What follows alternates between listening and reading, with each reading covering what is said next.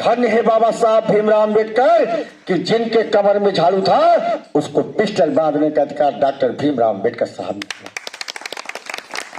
जिस समाज के गले में हड़िया थी, जिसको थूकने का अधिकार धरती पर नहीं था, बाबा साहब भीमराव अम्बेडकर के बदौलत उस समाज के बच्चे के गले में लाल टाई आज शोभा दे रही है। ये बाबा साहब भीमराव अम्बेडकर की देन है। एक स्वर में सभी माताएं बहनों को, पिता तुल्य बुजुर्ग नौजवान साथी, मैं आप सबका बहुजन समाज पार्टी गाजीपुर की तरफ से हृदय की गहराइयों से हार्दिक स्वागत वंदन अभिनंदन करता हूं। सम्मानित साथियों, बाबा ने एक बात कहा था, हमारी जाति को कैसे कैसे किया गया। 2 मिनट बाबा ने बोला। अभी हमारे भाई ने जो लास्ट में शायरी बोला कि माँ ने पैदा किया आदमी जानकर, लिखने वालों ने हमें जानवर लिख दिया, जब उठी बाबा साहब की कलम तो जानवर की जगह आदमी लिख दिया। चलिए मैं इसी ट्रैफिक पर 20 मिनट बोल लेता हूँ, ज़्यादा नहीं बोलूँगा क्योंकि समय हो गया है काफ़ी। इस धरती पर 36 करोड़ देवी देवताओं को रहने के बावजूद भी, जाने दीजिए, जिनको जाना है चले जाए, दबाव नहीं है। इस भारत की धरती पर, भारत की भूमि पर 36 करोड़ देवी देवताओं के रहने के बावजूद भी, पूजने के बावजूद भी हम लोग गुलामों के गुलाम थे। हम लोग किनके गुलाम थे? जो अंग्रेजों के गुलाम थे, हम उनके गुलाम थे।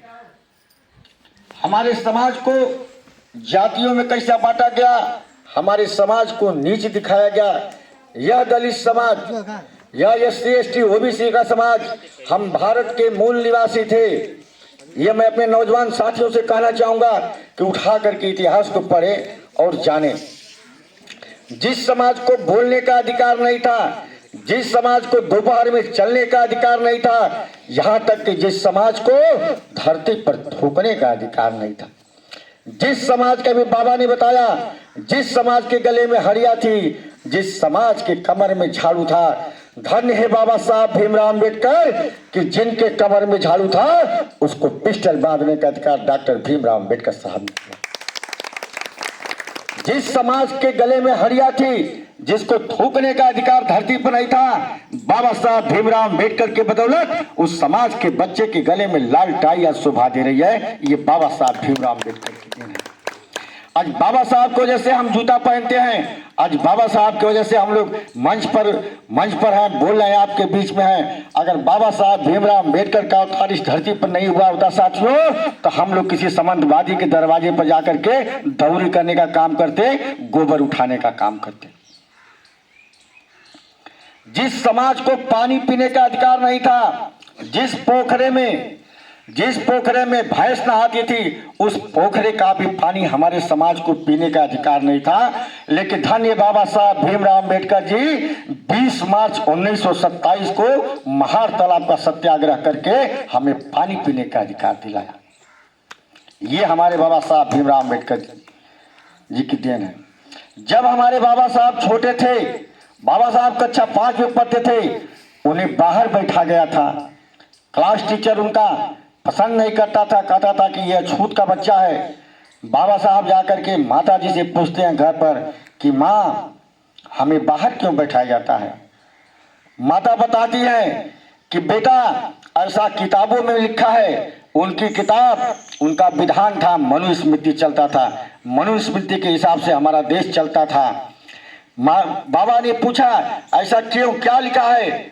माता जी ने कहा, अगर अछूत का बच्चा अगर भूल से भी वेद पुराण की बात अगर कान तक जाती है तो उसके कानों में शीशा पीस करके डाल दिया जाता था। ऐसा हमारे समाज के साथ होता था। भूल से भी हमारे समाज का कोई नौजवान, कोई बूढ़ा, कोई बच्चा अगर देवी देवता का नाम ले लेता था तो उसकी जीभा को काट दिया जाता था। बाबा साहब उसी छोटी सी आयु में प्रतिज्ञा करते हैं कि माँ, जिस दिन मैं पढ़ करके लिख करके बड़ा हो जाऊंगा, मैं इस किताब को ही बदल दूंगा। अब बाबा साहब कैसे बदलते हैं किताब को, मैं उसको भी 5 मिनट में आपको बताता हूं। बाबा साहब गए थे कोलंबिया पढ़ने के लिए, छात्रवृत्ति पर बाबा साहब पढ़े, लेकिन स्थिति तो वही न थी समाज की। बहुत ज़्यादा बाबा साहब के पास पैसा नहीं था। बाबा साहब कोलंबिया में पढ़ रहे थे। जब दोपहर को छुट्टी होता है, जेके इंटरवल बोला जाला हमन का, तो आदमी जाना लंच करे खातिर, चाय पिए खातिर, समोसा खाए खातिर, चाय जीवन कुछ खाते हो। बाबा साहब के क्लास के सारे बच्चे चले जाते थे कैंटीन में चाय पानी नाश्ता करने के लिए। बाबा साहब उसी क्लास में बैठते थे। जो घर से गया था वही बाबा साहब अपना पानी पीते थे, उसी को खा करके। एक दिन बाबा साहब का एक अंग्रेज मित्र कहा कि क्या बात है, अंबेडकर बाहर नहीं जाते हैं हम लोग के साथ, ये क्या खाते हैं, कि में क्या ऐसा चीज है कि भारत से लाए हैं। वह दरवाजे के पीछे छुप जाता है। बाबा साहब जब छुट्टी हो जाता है, सारे बच्चे चले जाते हैं बाहर अपना नाश्ता पानी करने के लिए, तो बाबा साहब अपने पोटली, इतना बड़ा झोली था, उसी में से निकालते हैं और एक लड्डू निकालते हैं। अंग्रेज मित्र आकर के उनका हाथ पकड़ लेता है और कहता कि ये क्या है। बाबा साहब ने आंस भरी आंखों से कहा कि हे मित्र, इसे ये बासी रोटियां हैं, ये 1 महीना 1.5 महीना की रोटियां हैं, सुखवा करके मेरी पत्नी ने इसे कूट करके इसमें चीनी मिला करके इसका लड्डू बना करके हमको दी है, यही मैं दोपहर को खा करके पानी पी लेता हूँ। उस अंग्रेज मित्र को तरस आता है और वो भी बाबा साहब की बात को सुनकर रोने लगता है और कहता है कि जिस दिन विश्व का इतिहास लिखने का मुझे मौका मिलेगा, उस इतिहास के पहले पन्ने पर डॉक्टर अंबेडकर का नाम लिखा जाएगा। बाबा साहब पढ़ करके चले आते हैं। लोग कहते हैं कि संविधान कोई भी बना दिया होता, बाबा साहब के पास जितनी डिग्रियां थी इस धरती पर किसी के पास उतनी डिग्री नहीं थी। 26 नवंबर 1949 को, जो मैंने अभी कहा किताब बदलने की बात है, वो समय आ गया है। 26 नवंबर 1949 को बाबा साहब जब संविधान दे रहे थे, वहां पर पंडित जवाहरलाल नेहरू, राजेंद्र प्रसाद और सारे नेता थे। बाबा साहब संविधान देते समय मुस्कुरा रहे थे, हंस रहे थे। नेताओं ने पूछा कि आज क्या बात है, बाबा साहब बड़ा मुस्कुरा रहे हैं। बाबा साहब ने कहा कि पहले राजा रानी की पेट से पैदा होता था, मैंने उन सारी रानियों का नसबंदी कर दिया है, अब राजा रानी की पेट से पैदा नहीं होगा, राजा बैलेट बॉक्स से पैदा होगा। उसके बाद जवाहरलाल नेहरू पूछते हैं कि मतलब आपका समझे नहीं श्रीमान जी। बाबा साहब कहते थे कि पंडित जी, मैंने दलितों को, मजलूमों को, गरीबों को, पिछड़ों को एक वोट का अधिकार दे दिया है। जिस दिन अपने एक वोट का महत्व समझेंगे, उस दिन भारत का हुक्मरान बनने का काम करेंगे। बाबा साहब ने ऐसा किया।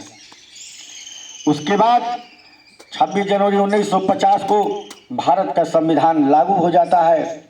बाबा साहब को कांग्रेस एंड कंपनी ने बाबा साहब को 1 बार 2 बार नहीं, बाबा साहब को 3 बार चुनाव हराया।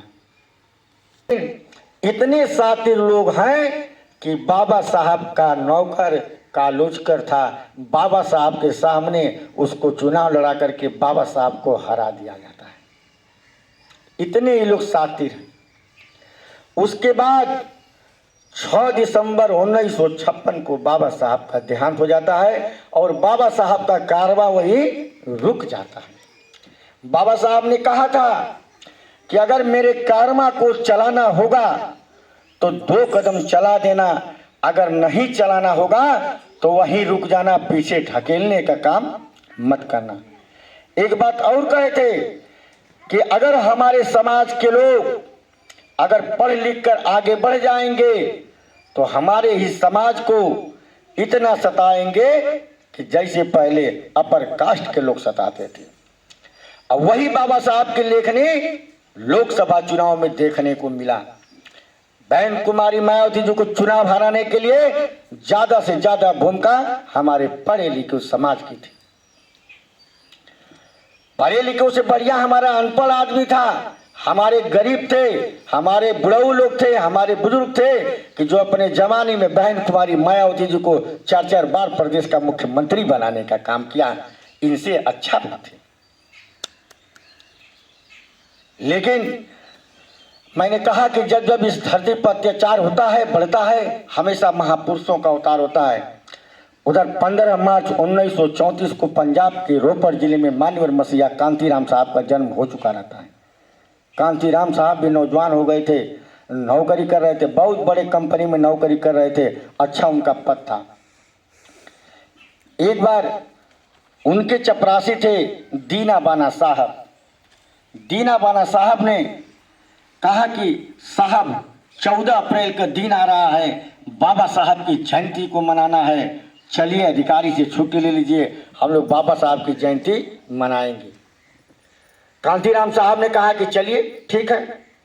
गए साहब अधिकारी के पास जाते हैं छुट्टी मांगने के लिए। वो अधिकारी बाबा साहब की जयंती के नाम पर एकदम आग बबूला हो जाता है और वह गाली देता है। कांतीराम साहब भी नौजवान थे, उस अधिकारी को पटक करके वहीं पर मारे और अपनी नौकरी से रिजाइन दे दिए और दीना बाना साहब को सस्पेंड कर दिया जाता है। लेकिन कांतीराम साहब दीना बाना का केस लड़ करके उनको बहाली कराते हैं और उनसे कहते हैं कि मैं तो इतना ही जानता हूं कि बाबा साहब संविधान के निर्माता हैं, अगर आप कुछ जानते हो तो उनकी दो चार किताबें मुझे दो। बाबा साहब के 2-4 पुस्तकें दीना बाना साहब देते हैं और कांतीराम साहब पढ़ लिख करके उनका एकदम खोपड़ा गर्म हो जाता है। और वही साहब प्रयत्न करते हैं कि मैं अपने घर, प्रतिज्ञा करते हैं कि मैं अपने घर कभी नहीं जाऊंगा, मैं सभी बहुजनों को इकट्ठा कर दूंगा।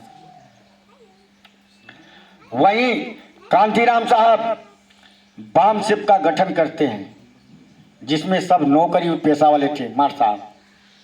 फिर उसके बाद DS4 का गठन करते हैं।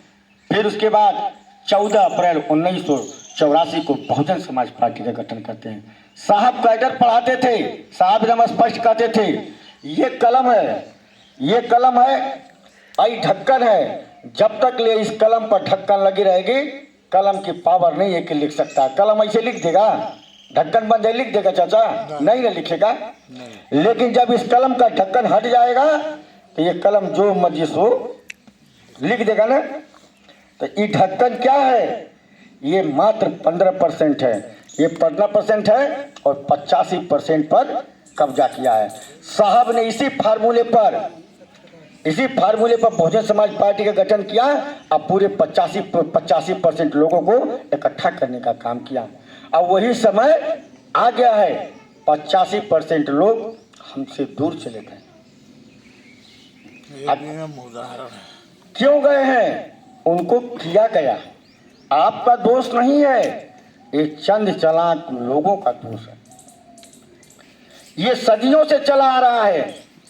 भारत में कमीशन आया था आरक्षण को लेकर के।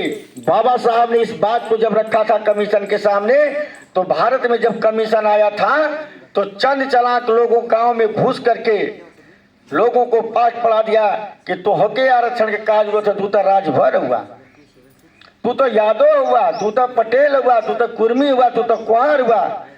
कमीशन की टीम आती है, गांव के बाहर कुम्हार का घर पड़ जाता है। पूछता है कमीशन कि क्या कुम्हार जी आपको आरक्षण चाहिए? आपके लिए अंबेडकर साहब ने अप्लाई किया है।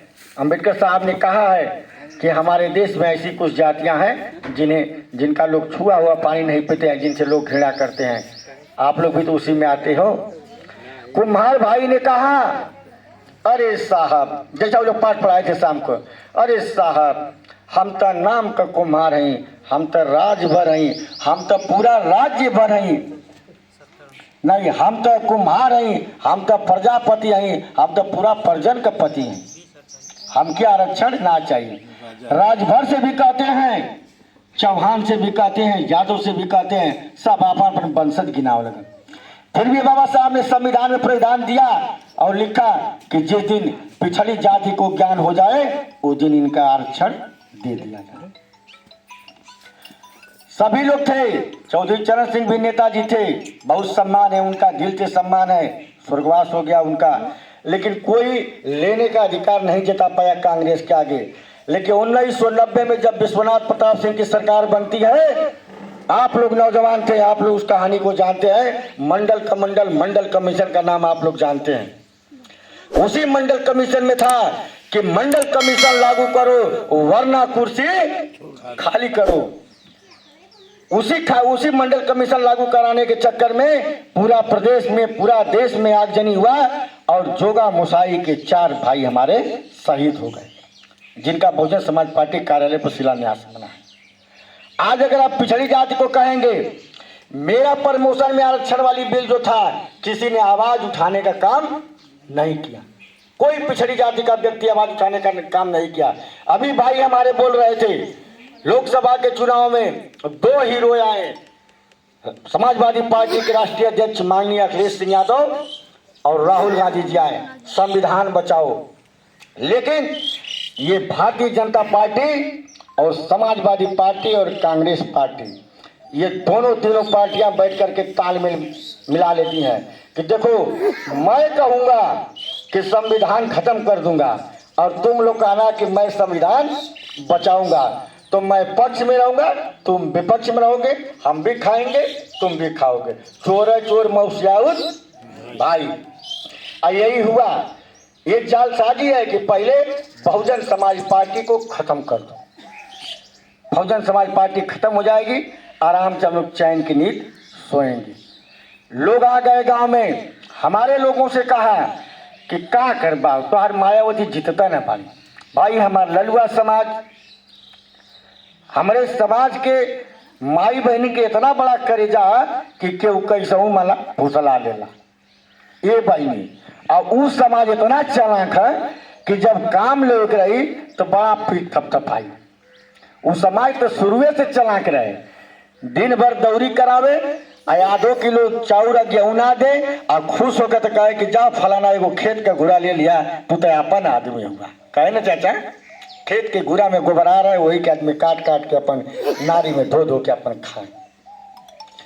यही अभी भाई बता रहे थे, सदन में जब प्रमोशन वाली बिल फाड़ी जा रही थी उस समय कांग्रेस और समाजवादी पार्टी के लोग बैठे थे। क्या उस समय इनको संविधान नहीं बचाना था? वो नहीं बचाएंगे क्योंकि उनका ये फंडा है। अभी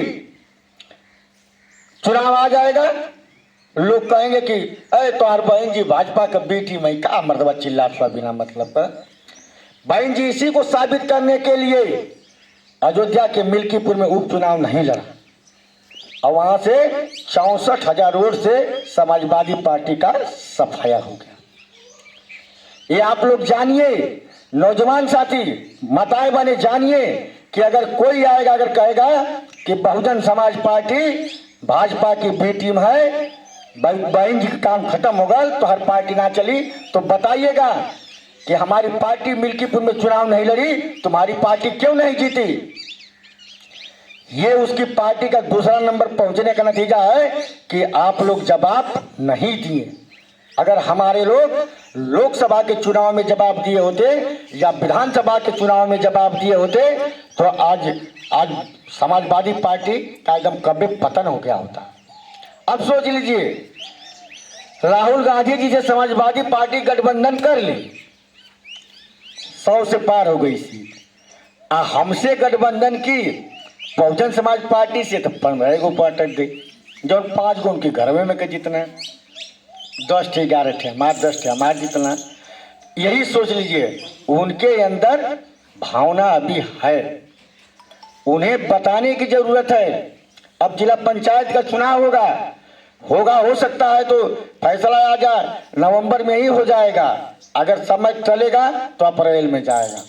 हमारे यहाँ वोट मांगने के लिए लोग आएंगे, कहेंगे कि चाचा ऐसे के पाल गयो चाचा, तो चाचा के जिया जिया भैया जिया जाओ, बैठा बैठा बैठा बैठा। चाचा बैठा दिए तो दूसरका का बोली, ये गांव में तो चाचा ऐसा को है ना होशियार दिलदार आदमी। अब चाचा फूल गई हैं, चाचा एकदम मस्त हो गई ना कि अरे वाह वो देखा छतरी का बेटा आकर के कह रहा है कि चाचा ऐसा तो क्यों भैया ना, चाचा एक वोट खा दिन तोरे क्या है यहाँ, अब वही देख ला भारतीय जनता पार्टी के सरकार है, हमन का हर चीज खत्म हो जाते धीरे धीरे। बहन जी कितना लड़ेंगी? जो लोग हमारे समाज के लोग या अन्य समाज के लोग या अन्य पार्टी के लोग कहते हैं कि बहन जी कुछ नहीं करती है, उनको बताइए कि बहन जी ने अपने समाज में कहा, अपने समाज के लिए कहा स्पीकर के सामने कि जिस समाज में जन्मी हूं उस समाज का अगर बात रखने का अधिकार नहीं है तो मैं ऐसे पद को ठोकर मारती हूं। अब बहन जी ने राज्यसभा से इस्तीफा दे करके चले आए। ऐसी हमारी बहन जी हैं। हम लोग बहन जी के भी ऋणी हैं। माताएं बने इतना याद कर लीजिए कि शादी करने का सबका मन होता है, हर लड़की का, हर लड़का, सबका इच्छा होता है शादी करने का, लेकिन धन्य बहन कुमारी मायावती जी वो साक्षात जिंदा देवी है जो अपने समाज के लिए अपना मांग नहीं सजाया, अपने हाथ में चूड़ी नहीं पहना, कंगन नहीं पहना। किसके लिए? हमारे और आपके लिए। हम लोग जब तक ले जिएंगे, जब तक ले शरीर में सांस चलेगी, तब तक ले हम लोग बहन कुमारी मायावती जी के लिए लड़ाई लड़ते रहेंगे, चाहे अंजाम जो कुछ भी होगा। अब मैं ज्यादा नहीं कहूंगा साथियों, इसलिए कि माताएं बहनें सुनते सुनते धीरे धीरे निकल जाएंगी। मैं कहना चाहूंगा दो पंक्ति अपने महापुरुष के ऊपर कि आए वक्त मेरा एक काम कर दे, आए वक्त मेरा एक काम कर दे, वह दौर फिर मेरे नाम कर दे। ना हो अम्बेडकर जी पैदा तो हर गांव में एक कांतीराम कर दे, हर गांव में एक कांतीराम कर दे। सम्मानित साथियों, जैसा कि बहन कुमारी मायावती जी का आदेश हुआ है कि आप लोग जाओ गांव गांव में कैडर करो और बताओ अपने लोगों को, अपने समाज के लोगों को कि पार्टी कैसे चलता है, घर कैसे चलता है। भैया ने बताया इलेक्ट्रिकल बॉन्ड के ऊपर सारे लोगों का 20 करोड़, 14 करोड़, 15 करोड़, हजार के लपेट में आया था, लेकिन न बहुजन समाज पार्टी का नाम आया और न बहन कुमारी मायावती जी का नाम आया उस चंदे में। मीडिया पूछती है बहन जी से कि बहन जी आपका इलेक्ट्रिकल बॉन्ड में नाम नहीं आया। बहन जी ने हंस करके कहा कि अरे मूर्ख, तुम हमें चंदा की बात करते हो। कभी हमारी पार्टी धन्ना सेठों का गुलामी नहीं करती और ना ही चंदा लेती है। मुझे तो इतना चंदा मिलता है अपने समाज से, अपने भाई से, अपने बहनों से कि हमारा पूरा देश का, पूरा प्रदेश का कार्यालय चलता है अपने भाइयों के पैसा से। ये हमारी बहन जी ने कहा। तो आप लोगों को जितना उसमें बहन जी ने कोई बांड नहीं लगाया है कि आप 5,000 दीजिए, 2,000 दीजिए, 50 रुपया दीजिए, 100 रुपया। अगर आप 1 रुपया का सहयोग करेंगे तो आपका नाम और मोबाइल नंबर जाएगा। पर जब प्रदेश कार्यालय में जब जमा होगा कोऑर्डिनेटर के माध्यम से तो हमारे बहन जी भी खुश होंगी कि मैंने जिस सिपाही को लगाया था वो हमारा सिपाही गया, हमारे भाइयों और बहनों में बहुजन समाज पार्टी को बात रखा। और देखो इतने सिपाही, इतने नौजवान, इतने लोग जुड़े हैं और वहां से हमको बीएसपी चलाने के लिए, प्रदेश चलाने के लिए हमको सहयोग किए हैं। अब मैं भारतीय जनता पार्टी के ऊपर कहता हूं कि कहती है, भाजपा के लोग कहते हैं कि हम गरीबों के लिए बहुत कुछ करते हैं, कुछ नहीं किए। बहन जी ने अपने सरकार में कांतीराम साहब आवास, आप लोग गाजीपुर जाते होंगे, चांदमारी और लंका मैदान में आप लोग आवास देखे होंगे। जो व्यक्ति झुगर झोपड़ी में रहता था, जिस व्यक्ति के पास कुछ नहीं था, उन्हें 4-4, 5-5 लाख रुपया का फ्लैट बहन कुमारी मायावती जी ने दिया है। हम गरीब को क्या चाहिए? हमें रोटी, कपड़ा, मकान, शिक्षा, अस्पताल, पानी, बिजली ये नहीं चाहिए, लेकिन हमको इस सरकार में कुछ मिलने वाला नहीं है। बल्कि आप देख लीजिएगा सम्मानित साथियों, जिनका आज मीटर लगा है कल 36,000 का बिल आ जाएगा। ये गवर्नमेंट कहते हैं हम गरीबी मिटा देंगे। मैं कहता हूं, कहते हो गरीबी मिटाओ तो जाने, कहते हो गरीबी मिटाओ तो जाने, नहीं जलते घर में जिनके चूल्हे, उन्हें 2 वक्त की रोटी दिलाओ तो जाने, 2 वक्त की रोटी दिलाओ तो जाने। इन्हीं चंद शब्दों के साथ पुनः अपने बातों को वापस लेते हुए आप सबका हार्दिक वंदन, अभिनंदन, स्वागत, चरण स्पर्श करते हुए अपनी वाणी को विराम देता हूँ। जय भीम, जय भारत, जय कांतीराम साहब, नमो बुद्धा, खुदा।